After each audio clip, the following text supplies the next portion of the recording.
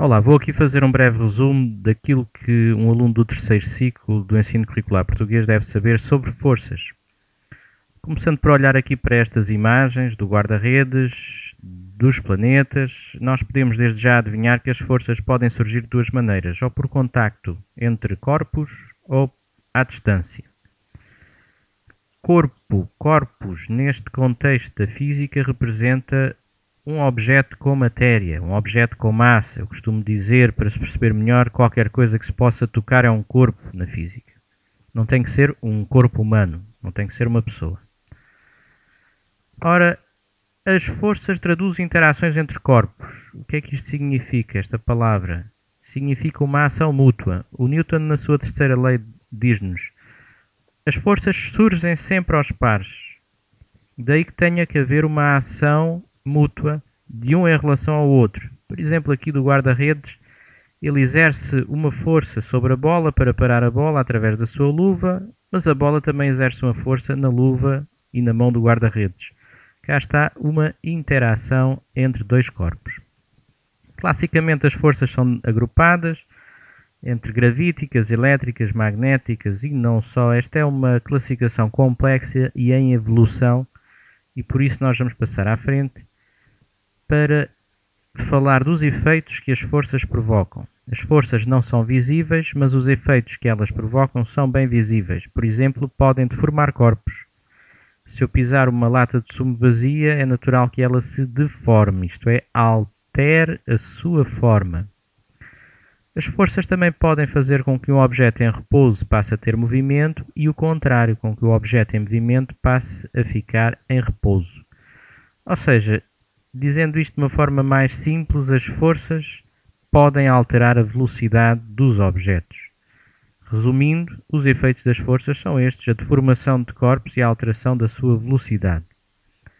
As forças são grandezas vetoriais e, como qualquer grandeza vetorial, podem ser representadas por vetores. É o que nós temos aqui: um vetor com origem em A e fim em B, com 1, 2, 3, 4, 5. Não esquecer de contar este último intervalo de escala, o do intervalo de escala, que tem aqui uma setinha que às vezes me perguntam se o professor é para contabilizar ou não. Este também conta ou já não conta? Pois claro que conta.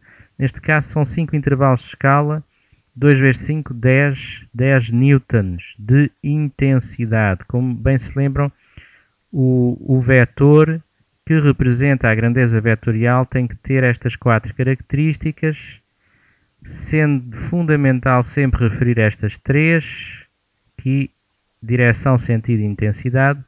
O ponto de aplicação é o local onde está aplicado, e muitas vezes é óbvio.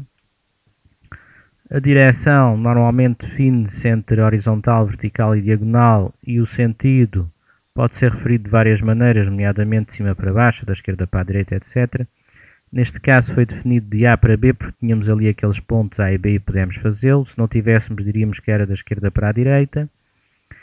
E de referir apenas que esta palavra intensidade tem vários sinónimos, não se confundam. Pode ser intensidade, pode ser valor, pode ser módulo, pode ser valor absoluto, pode ser magnitude e poderá ser outras coisas com certeza também. Mas atenção que de facto há por aí uns quantos sinónimos que por vezes baralham os estudantes. As forças, a força como grandeza que é, tem a sua unidade, que é o Newton, unidade do sistema internacional.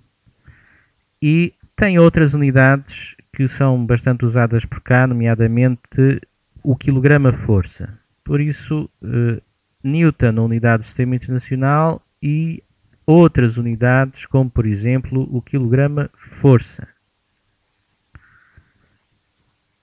As forças são medidas com um instrumento chamado dinamómetros. Temos aqui vários dinamómetros, dos mais antigos aos mais modernos. Isto basicamente consiste numa mola que é puxada e por isso a distensão ou compressão dessa mola é que vai contabilizar a força que é efetuada aqui nesta argola. Portanto, o dinamómetro é preso nesta extremidade e é puxado através desta outra, e ao distender, ao comprimir a mola que está aqui dentro, vai traduzir no movimento de um indicador ao longo de uma escala.